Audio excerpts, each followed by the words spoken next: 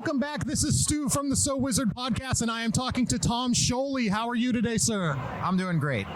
So you and I have something in common. We are both Pitt alum. Oh, that's great. Great to meet another alum. Yes. I have known about you for a long time. I live in the Pittsburgh area. Your name comes up a lot in local comic shops. They have always Tom Scioli displays showing the books that you've come out with, Fantastic Four Grand Design, and your Kirby biographical book and everything. So I've been a big fan of yours for a long time. I thought Fantastic Four Grand Design, very entertaining book, very well thought out. Where did you come up with some of the concepts for that, where you took the Fantastic Four history but said, no, what if all this other stuff happened instead?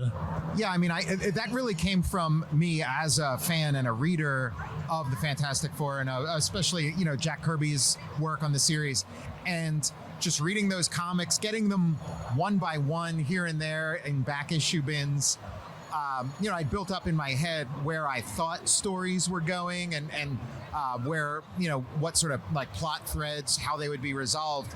And it was like many years before I was able to get like the answers to a lot of those questions. So by the time I got the answers, what I had formed in my head, what, like, at least to my taste, was so much better. So I really wanted to tell like a Marvel story that focused on all the things that mattered to me about the Fantastic Four and the larger Marvel universe by extension. Excellent. Well, you brought up Jack Kirby. You're known for having an art style that is very reminiscent of Mr. Kirby's. How did that come about? Is that something you worked on intentionally, or is that just how your art developed naturally? I mean, in the beginning, I very specifically wanted to emulate Kirby. I wanted to think like him, draw like him. I was just so, and still am, like, just so enamored of his work. It took me a little while to sort of, work through that influence and start to develop an approach that's completely my own. But yeah, that really was the beginning. And then by the time I made a book about Jack Kirby, I did a comics biography of Jack Kirby. By the time I was ready to make that comic, I had sort of moved completely out of my sort of like Jack Kirby influence. There's always going to be a trace of it, and I think if you're doing superhero comics, everybody's got a little bit of Jack Kirby in there, whether they know it or not. Yeah, you can't really do comics without having some aspect of yourself be influenced by Kirby, whether it's his writing or his art or something. If you're doing comics, you definitely got into it partially because of Jack Kirby. And you literally wrote the book on Kirby. You have Jack Kirby, The Epic Life of the King of Comics. What does that cover? Is there a particular period of his life, or do you cover his entire life in that graphic novel? Yeah, that's one of those full life biographies. I mean, there's so many different ways you can approach biography, and especially in a visual medium like comics. But I wanted to get as much of that span of his life as possible. At one point, I was even considering doing it as a monthly comic and just, hey, what's Jack Kirby doing this month? That sort of thing. But yeah, I tried to get as much of it as I could in one giant volume. So we are at the IDW booth. For IDW, you have worked on Godzilla's Monsterpiece Theater, which is a incredibly creative idea. I've read the first issue of it. I've started getting into it just in the last couple of hours, honestly. Very entertaining book. I love the panel that is Jay Gatsby and the G-Force. But explain to people who don't know yet, what is Godzilla's Monsterpiece Theater? Yeah, I think you pretty much did. It's Godzilla versus Gatsby.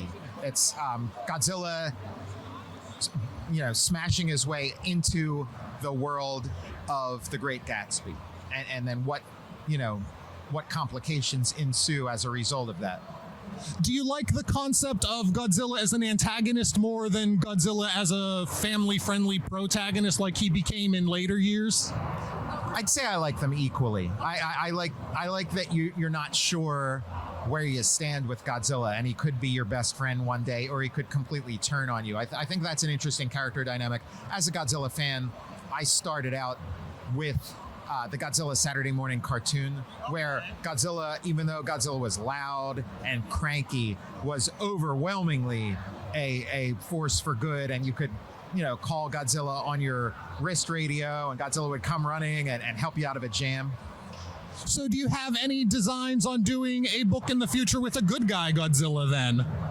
Well, I mean, Godzilla has his heroic moments in the course of the story, but yeah, I mean, I'm not closed to that idea, but the sort of Godzilla story I'm sort of tinkering with at the moment would be, Godzilla as troublemaker. Although sometimes Godzilla does sort of, there's possibilities of Godzilla accidentally doing something that might help the hero out, even if most of what Godzilla is doing is, something the hero has to fight against.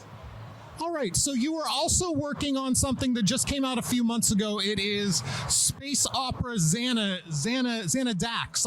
I apologize for that. I almost said Xanadude. That would be an entirely different book.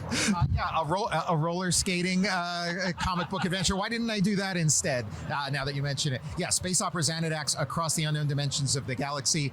It's a comic published by Image Comics. And yeah, it's just just this cosmic star spanning action adventure. Really had a lot of fun with it. I have been doing a lot of licensed comics like Godzilla and like GoBots, Transformers versus G.I. Joe for IDW. And so it was kind of nice to, do something that's 100% my own. So how long have you been working on that idea? Is that something you've been working on a long time, or is that something that just came to you and you got out relatively quickly?